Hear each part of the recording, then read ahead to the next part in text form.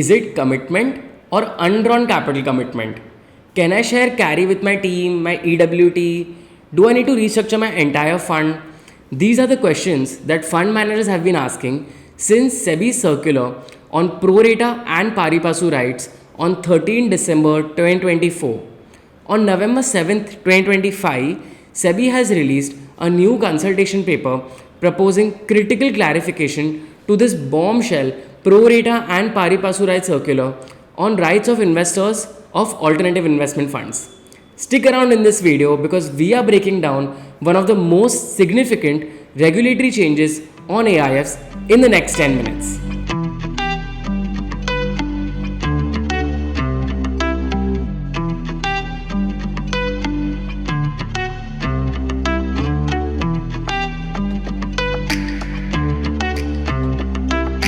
Hi everyone, I am Parth, the co-founder of Navigate AIF, and we are a legal tech company on a mission to simplify AIF compliance and supercharge fund operations and compliance teams.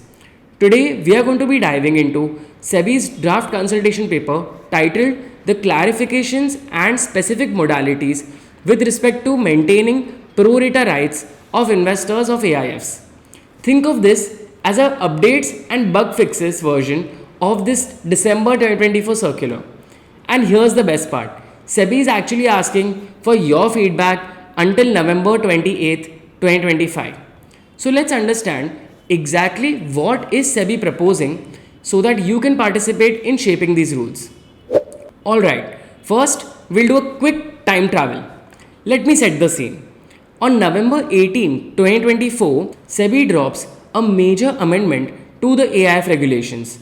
Two new sub-regulations enter the chat, that is sub-regulation 21 and 22 to regulation 20 of the AIF regulations.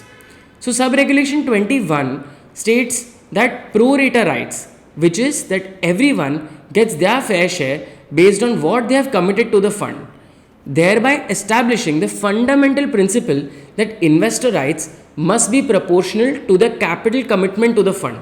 And the second sub-regulation is regulation 22 to regulation 20 of the AIF regulations, which establishes a principle of pari passu rights. This means that everyone has to be treated equally. Well, with some exceptions. What is the industry reaction? Well, the industry reacts, so what do we have to do exactly? And SEBI explains this with the circular, the bombshell circular on 13 December 2024. In this, SEBI releases a 6-page circular. It's comprehensive, it's very detailed, and well, it creates even more questions. Part A, the pro rata rules. Investors get pro rata rights except when you're excused from an investment, or you've defaulted on a capital call, or you're sharing carried interest with the manager or sponsor of the AIF. And this is very important. Only when sharing carried interest with the manager or sponsor of the AIF. This begs the first most important question. What about carry shared with employees or EWT or advisors or anybody else? Also, the circular identified entities that may accept returns lesser or share losses more than the pro rata rights, such as the manager or sponsor of the AIF, or multilateral or bilateral developmental financial institutions, or state industrial development corporations, government entities, central banks, and sovereign wealth funds. The second is the differential rights rule. SEBI says that you can offer differential rights to different investors. However, you need to follow 4 guiding principles for offering these differential rights. The 4 golden rules are: first, any such right shall not result in any investor bearing liability accrued or accruing to other investors. This means that do not make other investors liable for someone else's mess. It's a pretty fair rule, I would say. The second is any such right with respect to non-monetary or non-commercial terms shall not provide control to an investor on the decision making of the AIF or the scheme of the AIF, except in those cases where the investor or its nominee is part of the investment committee. So only if you're part of the investment committee do you get decision making rights. Otherwise, no decision making rights for you. The third is that any such rights shall not alter the rights available to other investors under their respective contribution agreements or their respective agreements with the fund or the manager. And the last is that any such right and the eligibility to avail the same will be transparently disclosed in the PPM of the fund. And therefore, thereafter, SEBI said that the standard setting forum for AIFs have to figure out the specifics by January 15th. And they delivered this, the SFA, the standard setting forum, which is an industry association set up with IVCA, PVC, CFO Association, and the Trustee Association.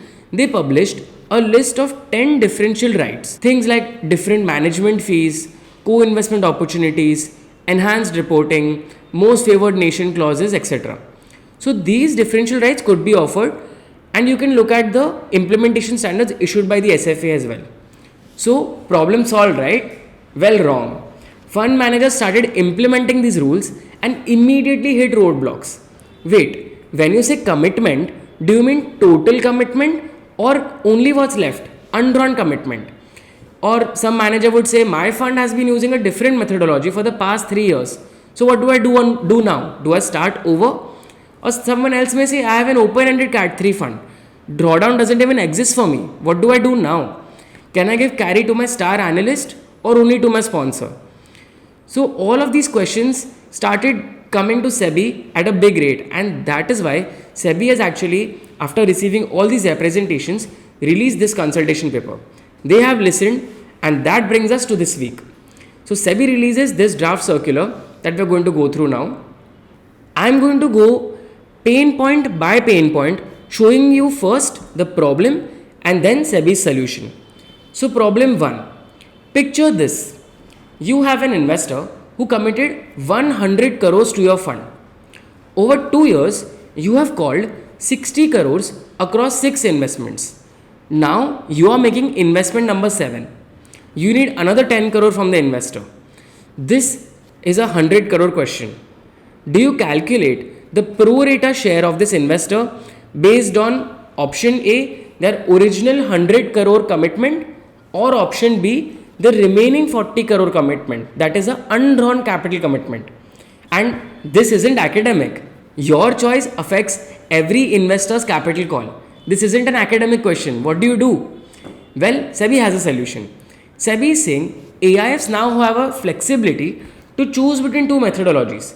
Either you choose method A, which is calculate pro rata rights based on the original capital commitment, or you choose method B, which is calculate pro rata rights based on the remaining undrawn capital commitment. SEBI has provided in the circular that if you do this, choose between the 2, then first you have to pick one method, disclose it clearly in your PPM, and then never change it throughout the fund's life. My personal take on this is that a change should be permitted with 75% investor consent. Also, I have one very big news, something that I felt validated about by doing this work, which is that in this consultation paper, actually SEBI has made a super important clarification. This is something that I have highlighted in my previous video on the December 13, 2024 circular. You can see this video here. SEBI has clarified that the rights in distribution of proceeds shall be pro rata to the contribution to the investment or pro rata to the contribution on a time weighted pro rata basis.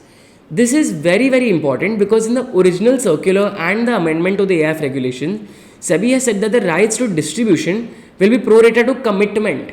Now, making rights of distribution pro rata to commitment is fundamentally flawed. I have explained this in my video using a detailed Excel sheet, and you can actually see this in the first 5 minutes of my video itself. Thankfully, in this circular, SEBI has clarified it, and we have clarity on what happens in distribution of investments. Let's go to problem number 2. What is a pain point here? Here's a scenario you can imagine. An investor gets excused from investment A. In the commitment method, their unutilized capital commitment is still sitting there. Can you now use that amount, that unutilized capital commitment amount, for investment B after they've made investment A? Well, or can you use it for investment C? This could lead to investors gaming the system to get excused and avoid certain deals. SEBI has a proposal to this as well. SEBI is saying that if you are using drawdowns and commitment based method and an investor gets excused from one deal, then that portion to which they are excused is logged forever. So basically, that money cannot be used for future investments. Also, this must be disclosed upfront in the PPM. This needs a change in your PPM. The drawdown method cannot let any investor build a disproportionate position in one company. The most important proposed change is that an investor's contribution to one company divided by the investor's total commitment in the fund cannot exceed 25%, as this is the fund's concentration limit under Regulation 15C. If SEBI is enforcing this rule, then basing drawdowns on undrawn capital commitment is basically pointless. Problem number 3. Here, the pain point is that you can imagine once that you set up a fund, say back in 2020, and you have been using a different drawdown method for the fund, not one of the two that I proposed, something else. Maybe you can say that you will do equal drawdowns, regardless of the commitment of the investor, for small ticket investors, and then you will simply true it up during distributions. Well, then the December 2024 circular comes. What do you do now? Do you restructure your entire fund? Do you amend all your agreements? What do you do about the investments you've already made? And can you even get unanimous investor consent? Well, SEBI has a solution to this as well. This is the grandfathering clause. So SEBI is saying that for the funds who are already doing it right, that is, if you're already using commitment or undrawn commitment methodology for doing drawdowns, then congratulations, keep doing what you have been doing exactly, keep doing that until the fund closes. Now, for the other funds who have been using some other methods to issue drawdowns, here is your pathway. Step 1. For all drawdowns after this circular is finalized, so this circular will be finalized after SEBI receives the comments on this consultation paper, then there will be a board meeting, and then SEBI will release another circular or maybe an amendment to the AIF regulations. So after the circular is finalized, you have to align with one of the two permitted methods. You cannot do what you've been doing, you have to change and you have to align with one of the two permitted methods. Step 2 is you have to explicitly inform all investors about this change in methodology. And step 3, the most difficult step actually, is now you have to give your investors a choice. They can participate in future investments under the new method or they can opt out.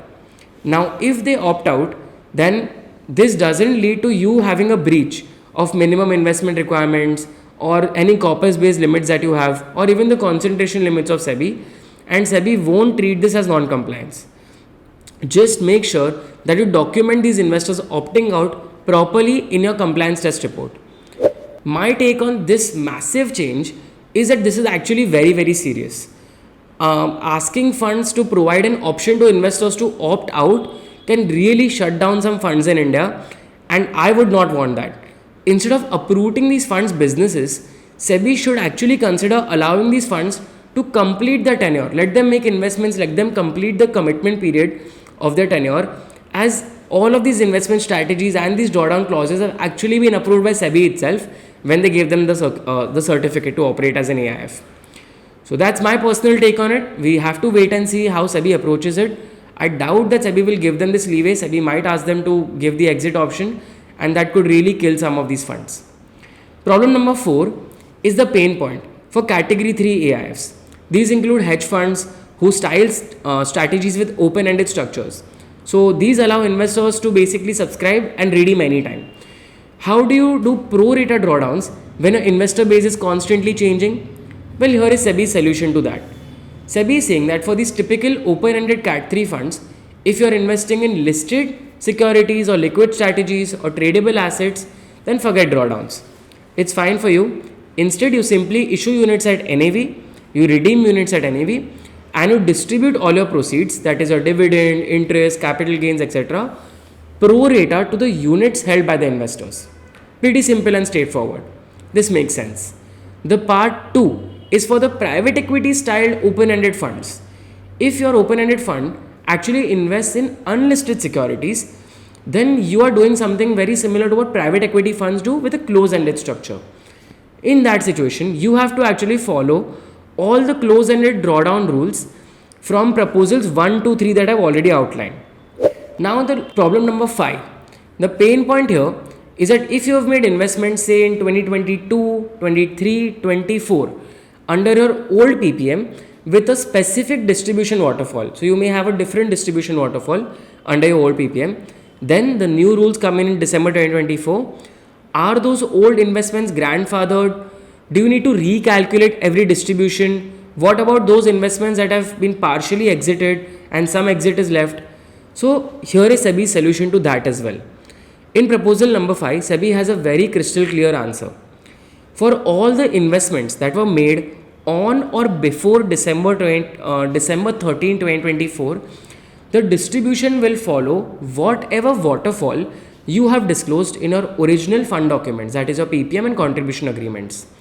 And for any investments that have been made after December 13, 2024, you have to follow the new pro rata requirements. My take is that this is a huge relief for existing funds. You don't need to unwind and recalculate all the past distributions. Only the future deals need new treatment. Operationally, this saves funds thousands of hours and potential litigation.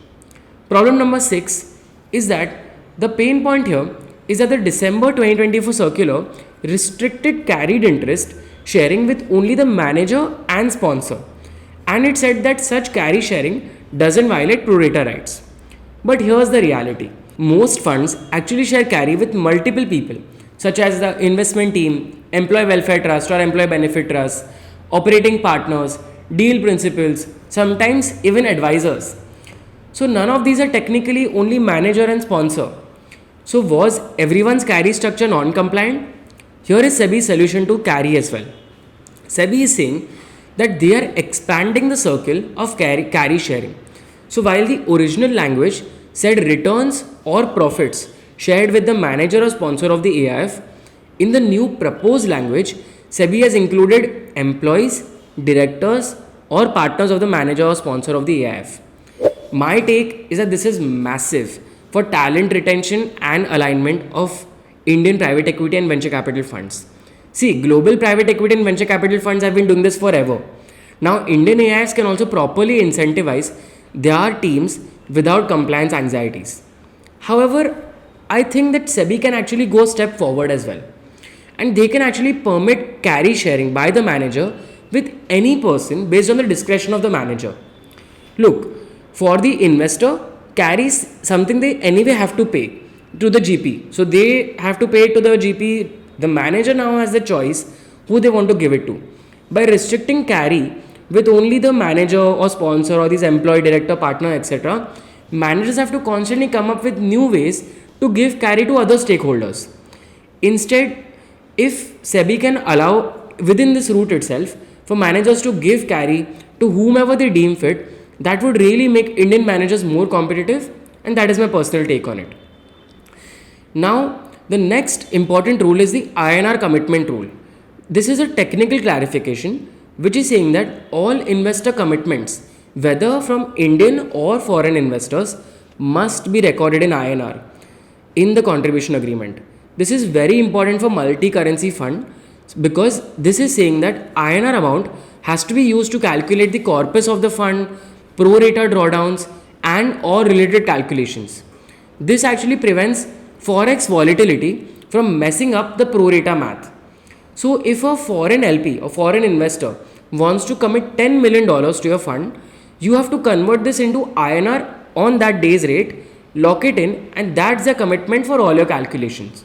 This makes it clean and simple for you, but this would have a very serious impact on multi-currency funds, which sometimes have different classes of units for different investors. Like they may have a class for US investors with USD or another class with pounds, euro, etc. Now, an important note for you is that this draft circular explicitly states that all other provisions under Part A of the SEBI circular dated December 13, 2024 remains unchanged. So this consultation paper is only about the operational clarifications for pro rata rights and not overhauling the entire framework that has already been put in place. Alright, so here's the bigger picture. SEBI is creating a framework that balances three critical things. First is investor protection. Second is operational flexibility. And third is alignment with global market standards. These proposals show that SEBI is listening to the industry while maintaining strong principles.